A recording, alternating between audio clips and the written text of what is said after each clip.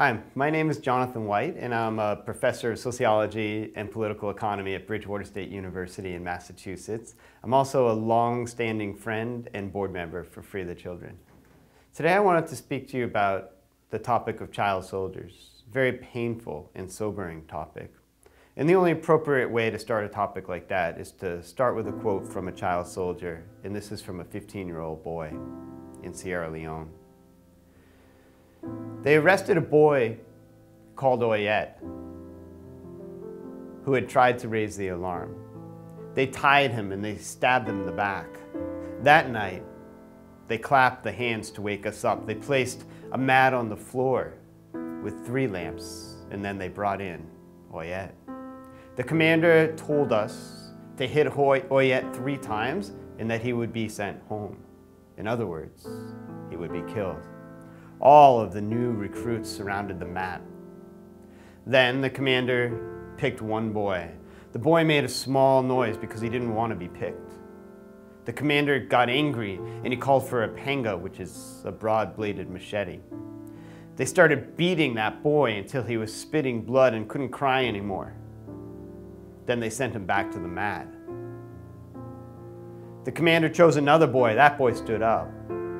He was given an axe and he was told to hit Oyet once.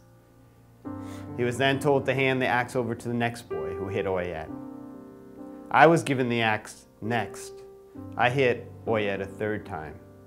I know that it is my blow that sent Oyet home. So what is a child soldier?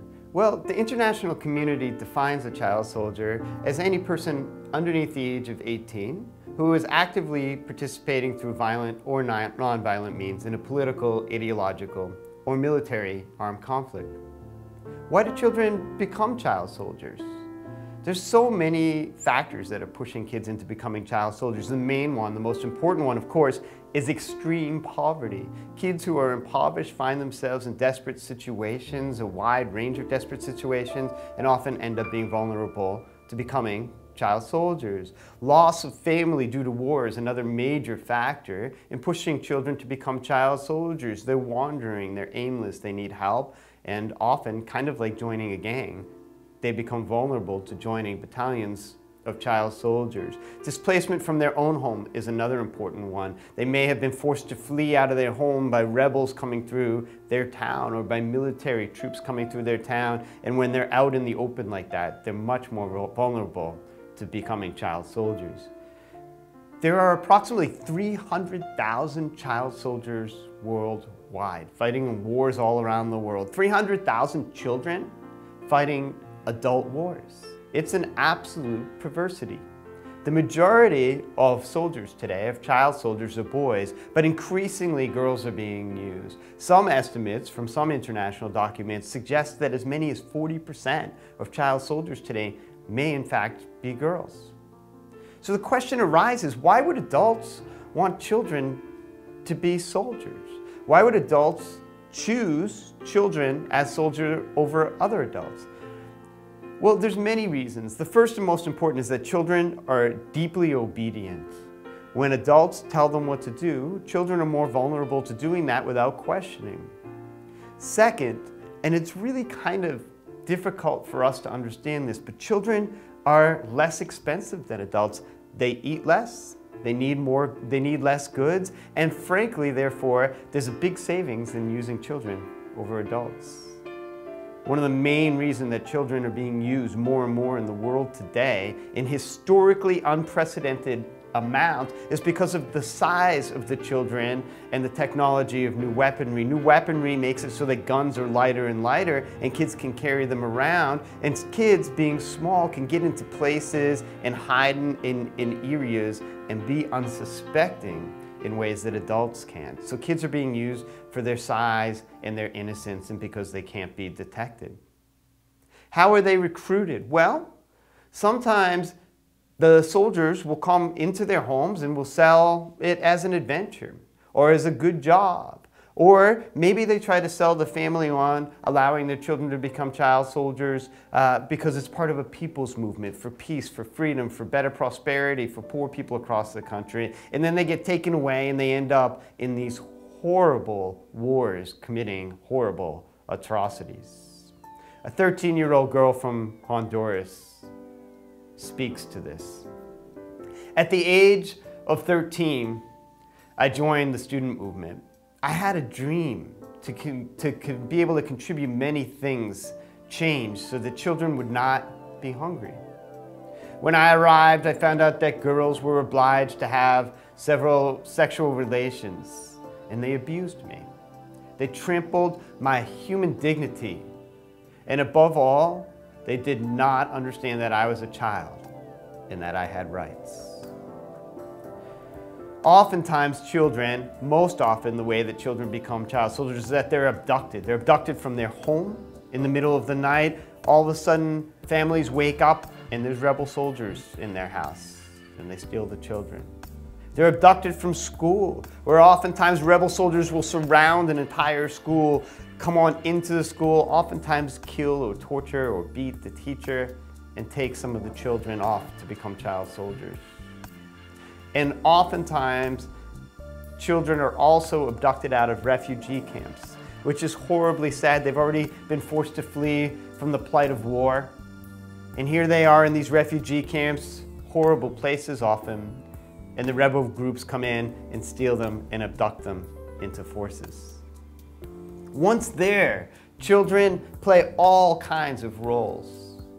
Oftentimes, as we've been saying, they're soldiers. Oftentimes, they're forced or used to guard prisoners, which is incredibly dangerous because the prisoners are adults and these aren't jail cells that we might imagine with big bars. These are kind of open areas and the children are forced to guard prisoners. Oftentimes, children are used just to stand on the front lines, and to create a distraction while the enemy attacks. And many times, they're not even armed when they're standing on the front lines. Oftentimes, you'll find that the adults will send the kids out on suicide missions. And finally, many kids are being used in non-combatant roles. As domestic servants, as the rebels go from place to place, doing the cooking and the cleaning and packing, carrying of all of the materials. And oftentimes, almost always, particularly with girls, children are being used in domestic servitude as sexual slaves. Almost all girls who've been abducted and have had a reign inside of a battalion for more than a year have a sexually transmitted disease, an STD, and large percentages of them have HIV and AIDS. The most common effect, of course, is death. In fact, it's very probable for a boy or girl that's recruited into becoming a child soldier to working inside a battalion that they probably will die. And this is because they're inexperienced as soldiers. They have no to very little training. They are often given the most hazardous assignments, the worst assignments, the most dangerous assignments. And frankly, young kids have poor judgment. And so they find themselves putting themselves into more dangerous situations than adults. 2 million children have died just in the last decade as a result of armed conflict, and 6 million children have become disabled. More effects of war for child soldiers. Well, one of the most important ones is malnutrition and hunger. The adults don't feed the kids. They feed them just enough that they can operate and be good soldiers, but not enough to survive. And long-term effects of malnutrition on a young person are different than those of malnutrition on an adult because it's stopping their progress, it's stopping their ability to grow, it's stunting their growth, it's stunting their weight gain, it's stunting their ability to learn. In some countries, kids are forced to inject something called brown, which is a mixture of cocaine and gunpowder, and it's either slid into their wrist or sometimes into the temple in their head, and it makes them go crazy. And one boy describes it like this. He says, gunpowder gives you more energy, like with the desire to kill the troops that are passing in front of you. You say to yourself, I hope they come my way, and then you load up and you shoot off around and you feel more capable with better morale. Long-term effects of these is that so many of the kids who've been forced to use drugs end up with long-term drug addictions. And also, it slows and impedes the progress of their brains. Some of the most important effects of being a child soldier are long-term psychological effects. Sleep disorders, substance abuse, slowed cognitive development, lack of perspective, violent behavior, and all of the types of behaviors one might expect would come with having been forced to kill as a young kid. Susan, age 16, describes it like this: "I feel so bad about the things that I did. It disturbs me so much that I inflicted death on other people. I still dream about the boy from my own village who I killed. I see him in my dreams, and he is talking to me. And he is saying I killed him for nothing. And I am crying." When the war is over, what do we do with these kids? How do you rehabilitate a kid who was abducted at the age of 5 or 6 or 7 or 8? Sometimes in some conflicts there are kids as young as 4 being used as child soldiers, though ages 15 to 17 are the most likely. So, what do we do about this horrible problem? 300,000 child soldiers fighting in adult wars all around the world. We all know it's horrible. We all know that it must stop, and we all know that we must do something about it.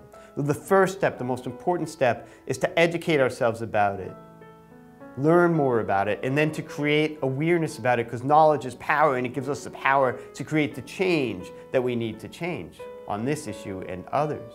Secondly, research about the optional protocol on children in armed conflict, which is part of the UNCRC, or the United Nations Convention on the Rights of the Child. And the optional protocol puts in parameters on the use of child soldiers around the world. We need all nations in the world to ratify this document, and we need our pressure to make that happen.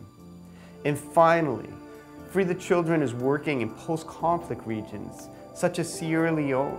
Once the conflict's over, imagine what the villages look like. Schools are burned down, houses are burned down, infrastructure is gone, and we must help to rebuild. In Sierra Leone, we're building schools, water, sanitation, healthcare, microdevelopment for women. And all of those, after the conflict is over, gives a society a chance to rebuild. As I started with a quote from a child soldier, it would only be appropriate to end with a quote from a child soldier. This is from a 15-year-old girl, and it's a message from her to you. Please, do your best to tell the world what is happening to us, the children, so that other children don't have to pass through this violence.